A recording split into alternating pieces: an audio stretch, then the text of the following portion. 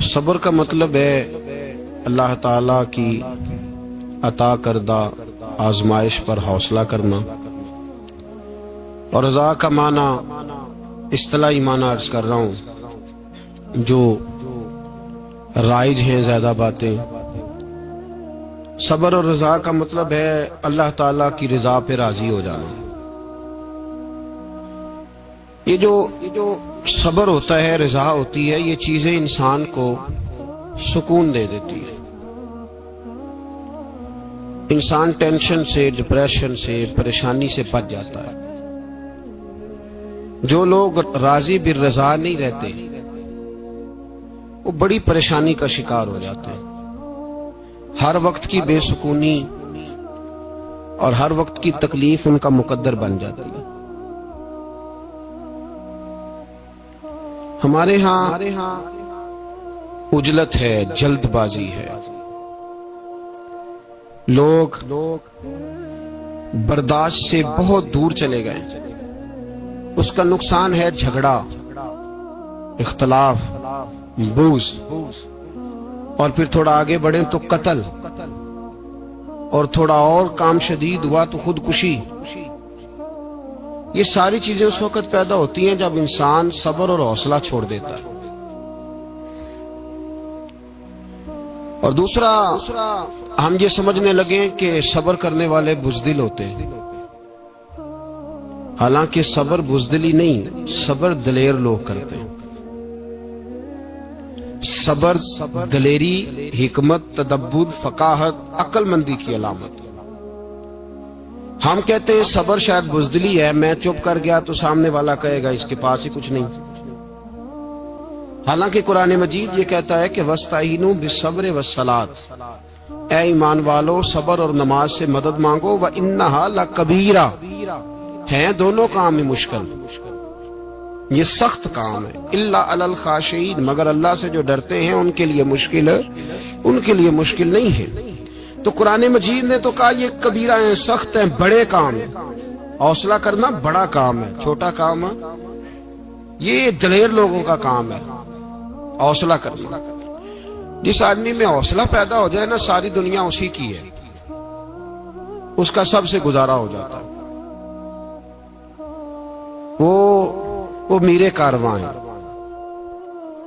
جس میں حوصلہ پیدا ہو گیا وہ لیڈر ہے، وہ سربراہ ہے، اس لیے کہ اس کا سب سے ٹائم گزرے گا۔ اور جو آدمی حوصلہ نہیں پیدا کرتا، صبر نہیں کرتا، اس کا تو ماں باپ سے وقت نہیں گزرتا، اپنے بال بچوں سے اختلاف ہو جاتا ہے، اپنے سگے بہن بھائی ان کے ساتھ۔ اس کی وجہ کیا ہے کہ حوصلہ نہیں، صبر نہیں، راضی بالرضا نہیں۔ جو آدمی سمجھ لینا اللہ میرا رب ہے اور میرے حق میں جو کرے گا بہتر ہی کرے گا، وہ آزاد ہو گیا، وہ آزاد۔ جیم جان دا کچھ وسا نہیں ہوں، جان یار نو دے تے شاد ہو جا، اس سے دل دے ہیں فساد سارے، دل دلبر نو دے تے آزاد ہو جا، تے جے وہ رکھے آباد تے رو وس دا، تے جدوں کرے برباد برباد ہو جا۔ وزن نہیں بنتا شعر کا، لیکن میں کئی دفعہ کہا کرتا ہوں، جے وہ رکھے آباد تے رو وس دا، جدوں کرے برباد تے چپ کر کے برباد ہو جا۔ اس میں لقمہ نہ دے، بحث نہ کر، یہ بھی نہ کہہ دیکھو جی میں نے کتنی، نہ چپ کر کے برباد ہو جا، بس ختم۔ اور ایک شاعر نے بڑی زبردست بات کہی تھی، نے کمال کر دیا، شعر سمجھ میں آ گیا تب بھی ٹھیک ہے، نام بھی آیا تو شعر پھر بھی بڑا ٹھیک ہے، شعر پھر بھی بڑا ٹھیک ہے۔ اس نے کہا تھا، تو اگر عشق میں برباد نہیں ہو سکتا تو جا، پھر تجھے کوئی سبق یاد نہیں ہو سکتا، پھر تو ناکام ہے زندگی میں، پھر تو الف بے بھی نہیں یاد ہوگا۔ تو اگر عشق میں برباد نہیں ہو سکتا تو جا، پھر تجھے کوئی سبق یاد نہیں ہو سکتا، پھر تو فارغ ہے۔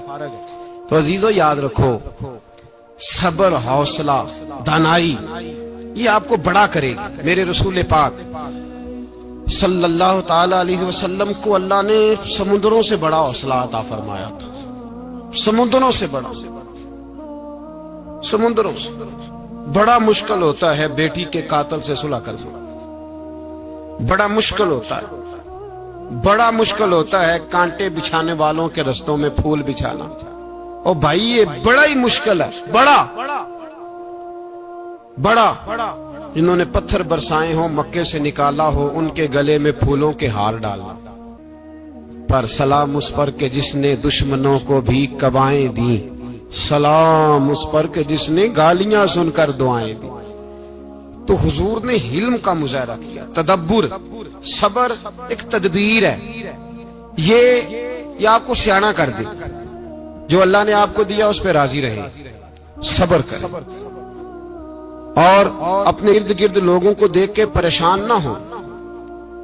نبی پاک علیہ الصلوۃ والسلام نے اپنی امت کو صبر سکھایا، اور ساتھ یہ بھی حکم فرمایا کہ مصیبتیں اور مشکلیں بڑے لوگوں پہ آتی ہیں، چھوٹوں پہ مشکلات، جو دل کے چھوٹے ہوں، ذہن کے چھوٹے ہوں، ان پر اللہ مشکل نہیں ڈالتا۔ ایک صحابی نے کہا یا رسول اللہ صلی اللہ علیہ وسلم سب سے زیادہ مشکلات کن پہ آتی ہیں؟ تو حضور نے فرمایا نبیوں پہ۔ کن پہ یا رسول اللہ؟ اس کے بعد تو حضور نے فرمایا پھر نیک لوگوں پہ، علماء پہ، صلحاء پہ، صوفیاء پہ، اتقیاء پہ، ان لوگوں پہ بڑی مشکلات ہوتی، یہ کٹھن راہوں سے گزرتے ہیں۔ بھائی تیار کریں ذہنی طور پہ اپنے آپ مشکلات کے لیے، آزمائشوں کے لیے، تکلیفوں کے لیے تیار کریں۔ جب آپ تیار رہیں گے پھر آنے والی مشکل آسانی سے گزر جائے گی، اور جب کہیں گے پتہ نہیں کیا ہوگا، حوصلہ چھوڑ جائیں گے، پھر معاملہ خراب ہوگا۔ دلیر رہیں۔ نبی پاک صلی اللہ علیہ وسلم کے مدینے آنے سے پہلے ایک شخص تھا، عبداللہ بن ابی سلول اس کا نام تھا، تو مدینے والے لوگ اس کو اپنا پیشوا مانتے تھے، اوس بھی خزرج بھی، اس کی تاج پوشی بھی کی، بڑی اس کی منتا تھی۔ جب حضور آ گئے تو اس کا کاروبار بند ہو گیا۔